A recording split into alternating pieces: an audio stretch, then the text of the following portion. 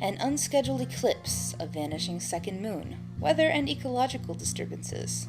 Surely it all revolves around Max Caulfield, the center of weird in the Life is Strange universe, right? Just as with looking at the night stars, assuming the universe revolves around us is an easy conclusion to reach based on a quick look at the evidence, but that doesn't mean it's the only conceivable possibility. Let's assume for a moment that Max's time travel power may be correlation rather than causation and see what other possibilities that hypothesis might lead us to. Life is Strange takes place in the real world, so while Max's power is an anomaly, as it is of supernatural nature, overall we can expect things in the Life is Strange universe to follow the typical laws of physics and be grounded in reality. With that mindset, let's take a look at the second moon and watch it disappear. To find a real explanation, we'll think of it as we would a magic trick that we're trying to debunk. In the real world, objects don't just disappear. That leaves two explanations. Either the second moon wasn't there in the first place and was an illusion, or it was there and continued to be there, but we stopped being able to see it.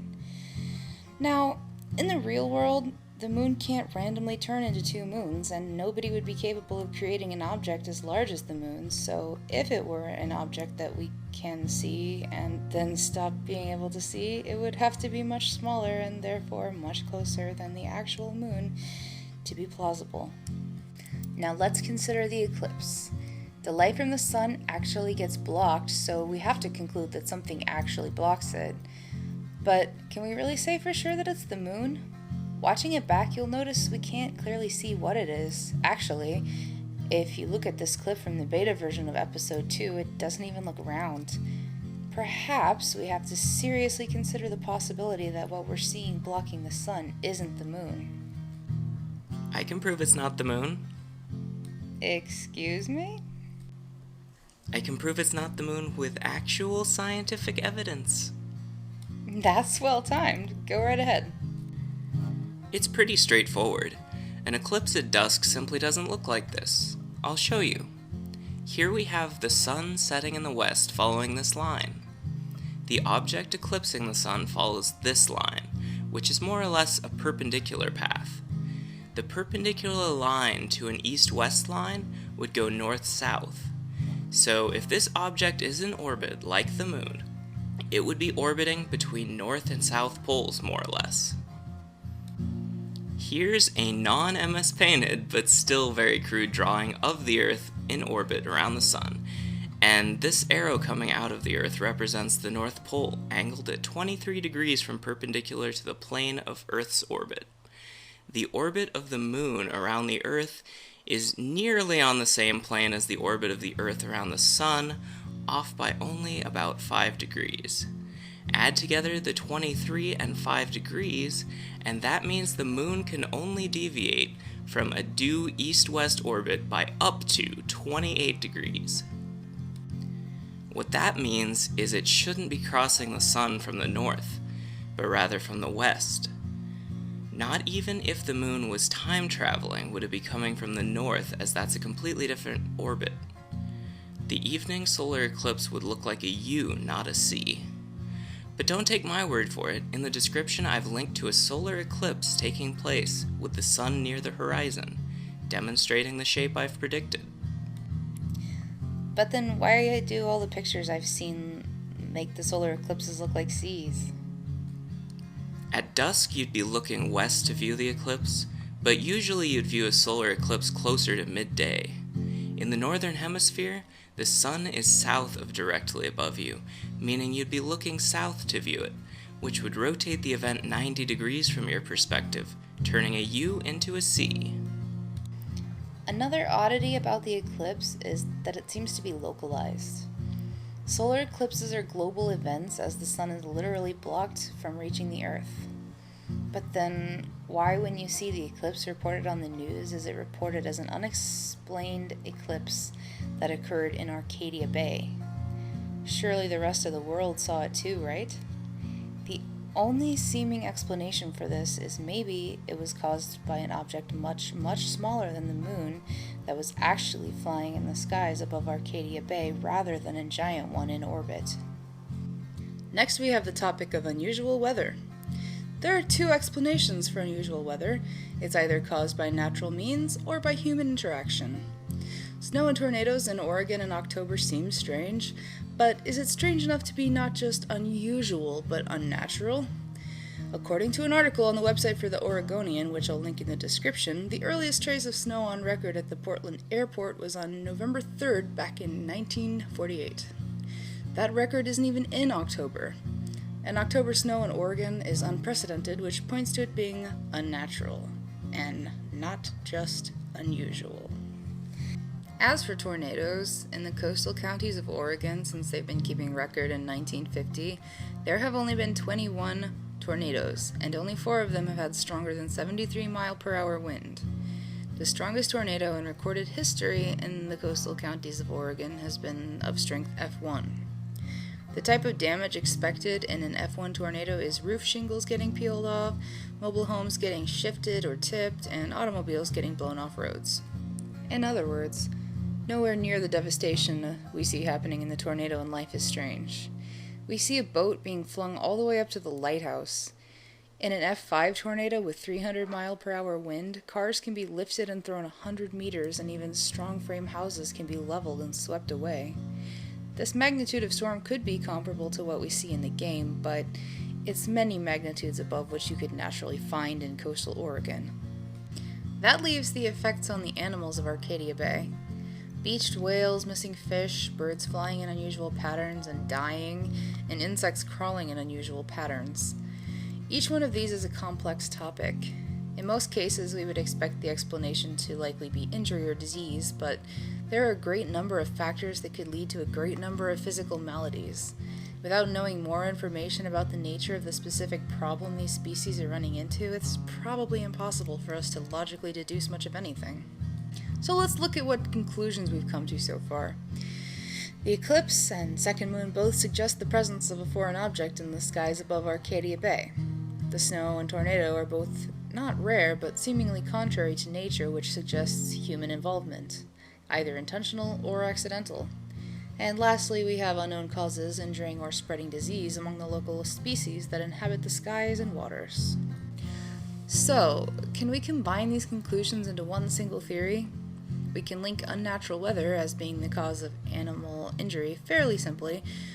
That just leaves linking human involvement in the weather to an unusual object in the sky. So, some sort of a weather control machine? That's ridiculous, right? The concept of human-controlled weather has been studied, and many types of weather control has been attempted. In fact, the United Nations even took it seriously enough to create a treaty that bans the use of weaponized weather in warfare. The most widespread use of weather control is in the form of cloud seeding. Cloud seeding involves using an airplane and applying a spray, typically silver iodide, directly to clouds to cause ice particles to form in the clouds in temperatures they typically wouldn't. Would seeding the clouds be enough to cause unseasonal snow? Perhaps. There have also been attempts to dispel forming hurricanes by cooling the ocean waters that typically provide their fuel. The success or failure of these tests is hard to evaluate because it is difficult to scientifically quantify how bad a hurricane would potentially have been had you not intervened. But let's say somebody tried to reverse this by heating the waters of Arcadia Bay and simultaneously causing abnormally cold precipitation. Could you fuel a tornado? Well, it's hard to say, as there haven't been real-world tests of people trying this, at least as far as we all know. Jokes aside, artificially warmed or cooled waters might explain why all the fish are dying or disappearing. Also, strange chemicals polluting the air from cloud seeding efforts could affect the air and land ecosystems and throw off the birds' and insects' natural instincts or diets. In a science fiction story, it could be feasible enough, I suppose. Actually, when you think about it, Life is Strange is a science fiction story. We've already got time travel. Is it such a stretch to think that we might also have someone scheming from the shadows, secretly controlling the weather for his or her own ill gains? If this were true, we'd need to explain the objects in the sky better.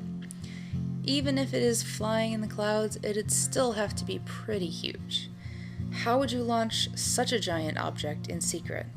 Even if you launched it from the wilderness, I don't think you could get far enough away from people on land to secretly put such an object in the sky. The only way I can think of that a secret launch would be successful is if it were performed over the ocean where people are extremely sparse. Maybe the fact that Arcadia Bay just happens to be a coastal town was intentional by the writers for this purpose. Maybe Brooke flying her drone constantly was put in the game as a case in point of how something flying over our heads all the time can be hard to notice. This leads me to a hiccup with this theory. If the object is secret, why is it being so overt by eclipsing the sun and causing a second moon illusion?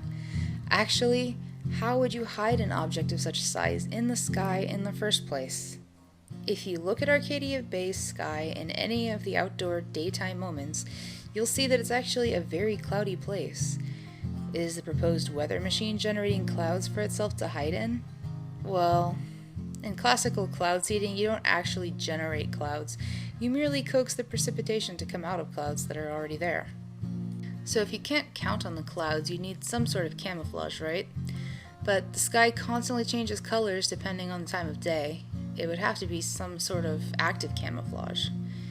To put it in terms we can understand, you would need to take the light coming from behind the object and mimic it in the front. For instance, a camera on the back could be connected to a screen on the front. There are a couple of ways this type of camouflage can fail. First is perspective, and second is inability to replicate all the complexities of light. For perspective, let's say such a device is between you and a rock. It obscures the rock completely, but you can still see the rock because the device replicates it on the screen to stay invisible. But then let's say you walked some distance to either side. You'd still see the replicated rock, but now you could also see the real rock as well. Replace the rock in this example with the moon, and you'll see how such a two-moon illusion could accidentally occur. As the operator of the device, how do you react when the camouflage is drawing attention to itself? Turn it off. As I stated, such a model of camouflage also couldn't necessarily imitate all the complexities of light. If you were using a screen, for instance, you could mimic color but not intensity. If the device moved between you and a spotlight pointed at you, it would still look like a spotlight, but be much, much dimmer. The difference of intensity of the light would be so drastic that despite shining light at you, the device would literally be casting a shadow. If such a device was flown in front of the sun accidentally, it'd be difficult not to get noticed, as it would create a localized eclipse. So, assuming Max's power isn't linked to the eco-havoc, a secret weather control program seems to be the most logical conclusion it points to. So, is there any other evidence that points to a secret weather control program, or did we go off the deep end? Well, actually there is. If such a program existed, it's no small leap to imagine the Prescotts in charge of it, as they seem to be the most affluent and power-hungry family in town. Did anyone remember they have a bunker that's named Stormbreaker? What storm exactly are they breaking? We already established that Oregon doesn't get hit by tornadoes, and they don't get hit by hurricanes either. What storm, then, could be so bad to think it would warrant a bunker? What's more, you'd expect such a bunker to be under your house, not in a remote location that would be inconvenient to visit in an emergency. Together, all this points not to the owner being afraid of storms in general, but being afraid of one or more storms they predict. But maybe it was built just to be a secret photography studio, and the name was to throw off the contractor. It's not like there's evidence that the Prescotts can predict a deadly storm coming. Except there is. In the official trailer for episode 4, there's an audio clip that, as far as I know, isn't in the actual episode, where Nathan says something really interesting. Nathan says, "The storm is coming! You're all gonna die!" Max knows this, Chloe knows this, the homeless woman can know this, but in episode 4, Nathan shouldn't know this. The only way he'd know is if his family was causing it. The evidence seems to point to the Prescotts wanting to level Arcadia Bay, wanting to destroy people's homes, wanting people to move into the remote Pan Estates. It all sort of comes together once you've got the pieces lined up. We started all this on the premise that the environmental oddities weren't caused by Max or any other form of magic. We followed the chain of logic from there, and it led us to the conclusion that the Prescotts are responsible for the tornado. Whichever explanation you choose to believe is open to interpretation. at least at the present time, so I'll leave it at that. But I hope this video has at least opened your eyes to a world of possibilities you hadn't considered. See you on the rewind.